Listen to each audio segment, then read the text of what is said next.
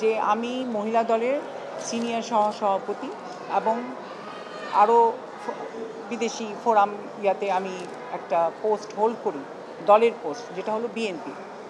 আজকে আমার দলের ভাবমূর্তি নষ্ট করার জন্য এই চক্র তো চলছেই, এবং মিথ্যা প্রচার করে কিছু লোকজন আমার বাড়িতে গত 27 তারিখে আক্রমণ করে, এবং যখন আক্রমণ করে তখন অবশ্যই আমি আমার নিরাপত্তার জন্য আমি পুলিশটা ডাকলাম, এবং পুলিশকে ডাকাতে ওনারা আসার আগে তারা আমাকে যেভাবে হয় ভিতরে ঢোকার জন্য চেষ্টা করেছে, এবং আমি ওই ভিডিওগুলা ওনারা রিলিজ করেছেন বলে যে আমি বিএনপির নেত্রী, আমি দখলে যাচ্ছি, মানে আমার দল বিএনপির নাম এবং ভাবমূর্তি নষ্ট করার জন্য ওনারা এই চক্র চালিয়েছেন।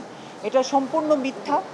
গত 10 বছর ধরে আমার কিছু মামলা চলছে আমার কোম্পানি ম্যাটার্সে, এবং এই কোম্পানি ম্যাটার্সের মামলায় ওনারা আমাকে অনেক হ্যাস্তন্যস্ত করেছেন বিগত 10 বছরে, এবং শুধু হ্যাস্তন্যস্ত না, আমার এই বাড়িতে অনেকবার অ্যাটাক হয়েছে, এবং আমির হোসেন আমু ডাইরেক্টলি এই জিনিসগুলোতে সহায়তা করেছিলেন, এবং এখনও আমি মনে করি ওনার যে কিছু লোকজন ঘুরে বেড়াচ্ছে, এবং তারা কিছুদিন আগে ওনার মুক্তির দাবিতেও এই ঢাকা শহরে মিছিল করেছিল, তারা এখনও ফ্রিতে ঘুরে বেড়াচ্ছে আওয়ামী লীগের লোকজন, তারা আমাদেরকে এখনও হয়রানি করছে, এবং কিছু চক্র মিলে আমাদের দলকে, আমাদের দলের ভাবমূর্তিকে নষ্ট করার জন্য লেগে আছে, উঠে পড়ে লেগেছে।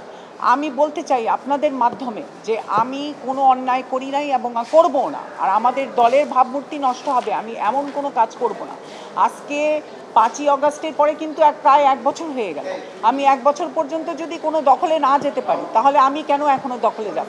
আর এটাতে দখলে কিছু তো করার নাই, এটা আমার বাসা, আমি ওখানে থাকি কোর্টের আদেশে, এবং কোর্ট সম্পূর্ণভাবে অবগত আছেন যে আমি ওই বাসায় থাকি, তো এখানে আমার দখল করার কিছু নাই। তবে স্ট্যাটাস কো এখনও বহাল আছে, তো আমার এখানে দখল করার এবং আমার দলের ভাবমূর্তিকে নষ্ট করার আমি মনে করি এটা একটা চক্র, এবং সম্পূর্ণভাবে মিথ্যা এবং বানোয়াট। আমি চাই যে আপনাদের মাধ্যমে আইন শৃঙ্খলা বাহিনীকে এবং আমাদের বিজ্ঞ আদালতকে যে ওনারা এটার অবশ্যই একটা পদক্ষেপ নেবেন, এবং যারা এই চক্র চালাচ্ছে তারা তো অনেক টাকা লুটপাট করে বাংলাদেশ থেকে নিয়ে গেছে, এবং কানাডায় দুবাইতে তারা বহাল তবিয়তে আছে, এবং আমার কোম্পানির টাকা লুটপাট করে তারা নিয়ে এই আজকে বুর্জ খলিফায় অনেকগুলা প্রপার্টিজ, 2টা 5 আমার কাছে আছে, এবং যারা এই কাজগুলো করছে আমি আশা করি তারা পুলিশ আইন শৃঙ্খলা বাহিনী ওনাদেরকে অবশ্যই ধরবেন, এবং ধরে আইনের আয়ত্তায় এনে বিচার করবেন। আমি বিচার চাই।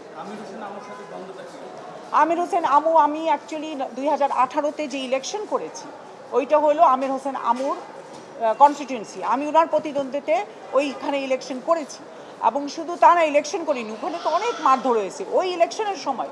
এই গুলশানে আমার বাড়িধারায় যে আমার বাসাটা যেটা আমি ছিলাম, আমার সম্পূর্ণ বাসা ভেঙে সব মালপত্র নিয়ে গিয়েছিলেন ওনার তত্ত্বাবধানে, এবং ওনার সহকারী হয়ে আমার এক্স হাজব্যান্ড তখন এইসব কাজ চালিয়েছেন এবং এখনও চালাচ্ছেন। এই যে গত 27 তারিখে যে অ্যাটাক হয়েছে, এখানে আপনি চিন্তা করে দেখেন 1 ঘন্টার ভিতরে আওয়ামী লীগের একটা ছেলে আমাদের জেলা ঝালকাঠিতে ওইখানে তারা একটা নিউজ করেছে, এই মিথ্যা নিউজ। তো আজকেও যদি আওয়ামী লীগের লোকজন এতভাবে প্রচারণায় চালিয়ে যায় এবং আমাদের বিরুদ্ধে কাজ করে, তাহলে আমরা কোন জগতে বাস করছি? আমি এটার বিচার চাই।